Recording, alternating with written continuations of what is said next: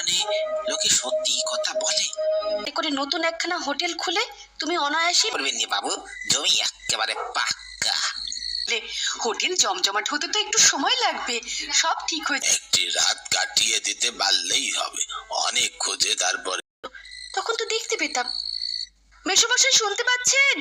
খাবারই তো আছে মেসোমশাই, ভাত মাছ মাংস ডালও আছে সাথে। আপনি কি বলছেন আমি বুঝতে পারলাম না। বাচ্চা, এইসব খাবার তো মানুষে খায়। বলি তোমরা আমাদের জন্য এসব কোত্থেকে আনলে? হ্যাঁ, মানুষ খায় মানে? আপনারা কি খান তাহলে? মানুষের কাঁচা মাংস নেই, হাত পা হলেও চলবে।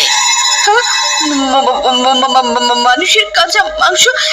এসব কি বলছেন আপনি মাসিমা? এসব কি বলছেন আপনি? আমরা তো কিছুই বুঝতে পারছি না মাসিমা।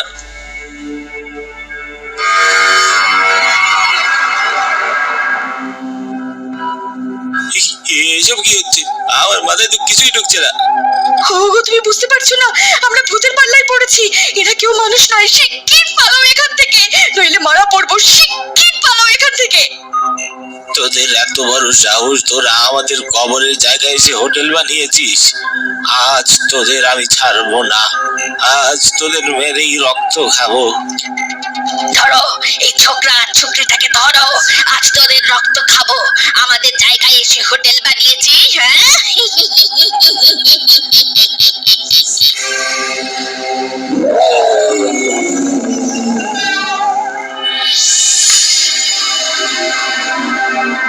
আমাদের সাথে এসব কি হয়ে গেল? আমার মাথায় কিচ্ছু ঢুকছে না। আমি শেষ কিনা ভূতেদের হোটেল ভাড়া দিলাম। ওটা নির্ঘাত কোনো ভূতের জমি। ওই পাঁচু শয়তানটা কম টাকায় জমি বিক্রি করে আমাকে বোকা বানিয়েছে। কিন্তু এবার কি হবে গিন্নি? আমার মাথাতে কিছু ঢুকছে না। এই মুহূর্তে হোটেলটা বানাতে আমাদের অনেক টাকা খরচা হয়েছে, জায়গাটা আমাদের পক্ষে ছাড়া সম্ভব না। তাহলে এখন উপায়? এর জন্যই এই হোটেলে কোনো মানুষজন আসতে চায় না। আমরা বরং কোনো এক ওঝার সাথে কথা বলি, দেখা যাক উনি কোনো সাহায্য করতে পারেন কিনা। এই কথাটা তুমি অবশ্য মন্দ বলনি। একজন ভালো ওঝার সাথে কালই দেখা করতে হবে, বুঝলে? যদি সেই ওঝা কোনোভাবে এই ভূতগুলোকে এখান থেকে তাড়াতে পারে, তাহলে হয়তো আমাদের হোটেলটা আবার ঠিক হয়ে যাবে। কি কথা বলছো গিন্নি? হয় না। তুমি আমার কথা বুঝতে পারছো না? আমি চাই না আমাদের জন্য কোনো একজন মানুষের ক্ষতি হয়ে যাক, তাতে আমাদের পাপ হবে। কিন্তু গিন্নি, বিক্রি হয়ে যাওয়া জমি আবার ফেরত নেওয়া যায় না। আমি কি করে তাদের বলবো? তারা ভরসা করে জমিটা কিনেছে, আর আমরাও দুটো টাকা পেয়েছি। ওই জমি ঘরে বলে থাকলে তো সেই টাকাটুকু আসতো না। তোমার মাথা খারাপ হয়ে গিয়েছে গিন্নি, তাই সব উল্টো পাল্টা কথা বলছো। আমার মোটেও মাথা খারাপ হয়ে যায়নি। তুমি ভালো করে চিন্তা করো, এরকম একটা জমি যদি কাউকে দিয়ে দাও, তাহলে সে এই জমিটা নিয়ে কত বড় বিপদে পড়বে। আমরা জেনে শুনে কাউকে কেন ঠকাবো? তুমি দয়া করে এসব নিয়ে আর বেশি বাড়াবাড়ি করো না। তুমি যে করেই হোক এই জমিটা আবার ফেরত নেওয়ার ব্যবস্থা করো। পারবো না। এখন সেই জমি নিতে গেলে কত টাকা হাতে আসবে তুমি জানো? তুমি ওসব নিয়ে বেশি চিন্তা করো না। দেখো, কিছুদিন পর আমাদের সন্তান হতে চলেছে। আমি সেই অনাগত সন্তানের দিব্যি কেটে তোমাকে বললাম, তুমি এভাবে জেনে শুনে কারো ক্ষতি করো না গো। প্রয়োজনে আমাদের কটা টাকা না হয় আমরা ফিরিয়ে দেব, কিন্তু তুমি দয়া করে মানুষকে ঠকিও না। আর এরপরেও যদি তুমি আমার কথা না শোনো, তাহলে আমার সাথে সাথে আমার পেটের সন্তানেরও ক্ষতি হয়ে যাবে। মরার পর ভগবান ছেড়ে কথা কইবে না। আচ্ছা, জ্বালাতনে বললাম তো। এবার ওই পাঁচুকে খুঁজে বের করতে হবে, তারপরে সেই জমির মালিকের সাথে কথা বলতে হবে। এরপরে কপালে কি আছে কে জানে। কিন্তু গিন্নি, আমি তোমায় বলে দিলাম, ওই জমির মালিক যদি আমি খুঁজে না পাই, তাহলে কিন্তু আমি ওই জমি ফিরিয়ে নেব না। আচ্ছা বেশ, তাই হবে। তুমি কালই যাবে পাঁচুর সাথে গিয়ে কথা বলতে।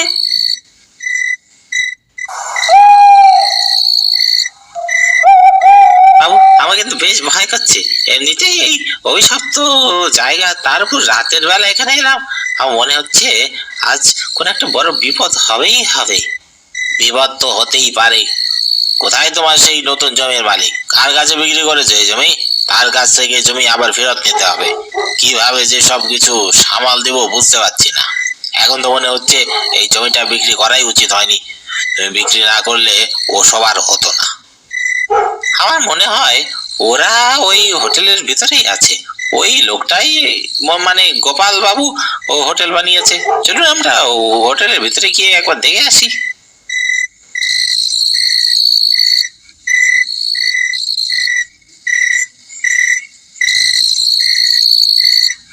কি ব্যাপার, হোটেলের ভিতরে কি কেউ আছো নাকি?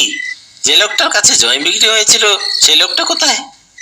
আমাকে যে করে হোক আজকের মধ্যে লোকটার সাথে কথা বলতে হবে। গিন্নি যে দিব্যি দিয়েছে, আমার যত তাড়াতাড়ি সম্ভব লোকটাকে খুঁজে তার টাকা ফিরিয়ে দিতে হবে, আর এই অভিশপ্ত জমি ফেরত নিয়ে নিতে হবে। লোকটার বাড়ি কোথায় তুমি জানো? লোকটার বাড়ি কোথায় সে সম্পর্কে তো কিছু জানি না বাবু। তাহলে এখন উপায়? আমার মনে হচ্ছে লোকটা আশেপাশে কোথাও আছে। এরকম খোলা হোটেল রেখে তো মালিকের কোথাও যাওয়া সম্ভব নয়। তুই আবার এসেছিস আমার জমিতে? তোর কি প্রাণের ভয় নেই রে? ওরে বাবা রে, ওই শয়তান আবার এসেছে। নিতাই বাবু শিগগির এখান থেকে পালান। কে তুমি? কি যাও আমার জমিতে? এই জমি আমার, এই জমি শুধুমাত্র আমার আর কারো নয়। খবরদার বলছি যে তুই নিজের নাম যদি করে নিস, তোকে শাস্তি দিতে হবে। এই জমি আমার বাবা ভোলানাথ সরকারের। এই জমিনের মালিক সূত্রে এটা এখন আমার। আমার বাবার মৃত্যুর পরে এই জমির মালিক আমি। কি, ভোলানাথের সন্তান? হ্যাঁ, আমি তার সন্তান। কিন্তু তুমি কে? আমি হলাম সে যার কাছ থেকে তোর বাবা এই সম্পত্তি জালিয়াতি করে হাতিয়ে দিয়েছিল। না না, আমার বাবা এমন জালিয়াতি করতেই পারে না। তুমি আমার বাবার নামে মিথ্যা কথা বলছো। কি চাও তুমি এই জমিতে? ও তাই, মিথ্যা কথা বলছি? আচ্ছা বেশ, এবার আমি দেখাচ্ছি কি চাই। কি করছো তুমি? ছাড়ো বলছি, ছাড়ো।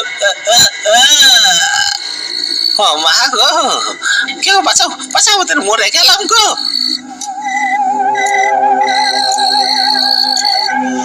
সাবধান হয়ে যা, ছেড়ে দে বলছি ওদের দুজনকে, ছেড়ে দে।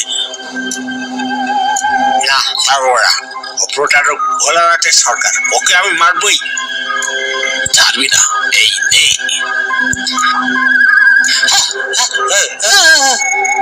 কে ভোলানাথ সরকার? কি করেছিস সে তোর সাথে? সত্য কথা বল। বলছি অনেক সময় আগেকার কথা। আমি ছিলাম এই জমির মালিক। আমার জমি হওয়ার পরেও আমি এই জমিতে লোকজনের কবর দেওয়ার অনুমতি দিয়েছিলাম। ভোলানাথ সরকার ছিল আমার বড় ভাই। সে জালিয়াতি করে আমার বিশ্বাসের সুযোগ নিয়ে এই জমি তার নামে করে নিয়েছিল। তখন তার ছেলে মানে এই নেতাই অনেক ছোট ছিল। তারপর আমি যখন পঞ্চায়েতের কাছে গিয়ে ওই ভোলানাথ সরকার নামে বিচার দেই, তখন পঞ্চায়েতে ওই ভোলানাথকে আমার জমি আমাকে ফেরত দিতে বলে। ভোলানাথ সবার সামনে বলেছিল সে আমার জমি আমাকে ফেরত দিয়ে দেবে, কিন্তু বাড়ি ফিরে আসার পরে ও নিজের অন্যরূপ দেখালো।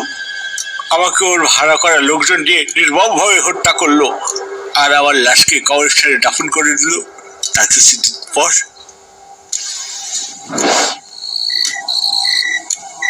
এই জমি আমার, কিন্তু গ্রামের সকলে এসে জমিতে নিজের মধাকে মাটি দিয়ে চলে যায়।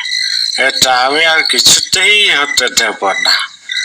এই জমি আমার, তাই আমি চাইলে এই জমিতে যা খুশি করতে পারি।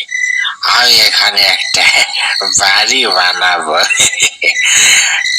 তখন এই গায়ের লোকেরা বুঝতে পারবে যে অন্যের জমি দখল করে মাটি দিলে কেমন লাগে।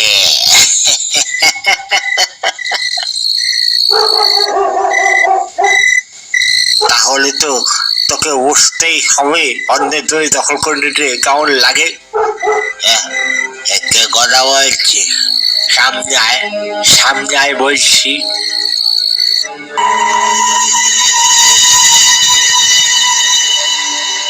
কিরে, চিনতে পারছিস না? এই জমি আমার। আমি কাউকে ছাড়বো না। যে আমার জমি দখল করার চেষ্টা করবে আমি তাকেই মেরে ফেলবো। হতে পারে না।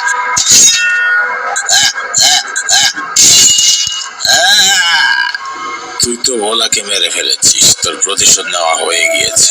এবার তুই এই জায়গা ছেড়ে অন্য কোথাও চলে যা। কোনো মানুষ মৃত্যুর পর এই পৃথিবীতে থাকতে পারে না। এটা এখন তোর জায়গা নয়, তুই নিজেকে মুক্ত করে দে। তোর মৃত্যু হয়েছে, কিন্তু নিতাইয়ের তো কোনো দোষ ছিল না। সবাইকে ছেড়ে দে।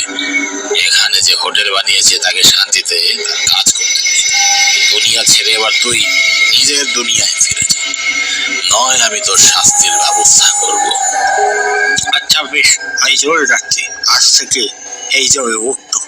আমি আর কাউকে জ্বালাতন করবো না। এই জমি যার, সে আরামে থাকতে পারবে।